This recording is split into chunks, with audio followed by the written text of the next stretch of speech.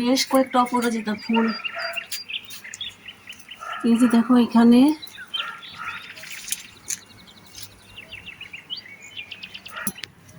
এই যে দেখো ভিতরে আরো এই যে আরেকটা, এই যে আরেকটা। যার কাছে গেলে আমরা প্রাণ ফিরে পাই সেটা কি বলেন তো? সেটা নিশ্চয়ই গাছ। গাছের সাথে সময় কাটালে মনটা ভালো থাকে, সবুজের সাথে থাকলে অনেক সুন্দর সময় কাটে।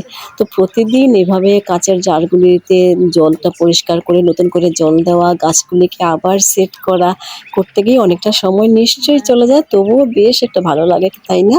আর এছাড়া উঠানের যে গাছগুলি সেগুলিতে প্রতিদিন যে ফুলগুলি ফোটে প্রত্যেকটা গাছের, সে ফুলগুলির ডগাগুলিতে যখন ঝরে পড়ে যায় ফুলগুলি, সেই ডগাগুলি প্রত্যেকটা কেটে দিলে কিন্তু নতুন করে তাড়াতাড়ি ফুল চলে আসে।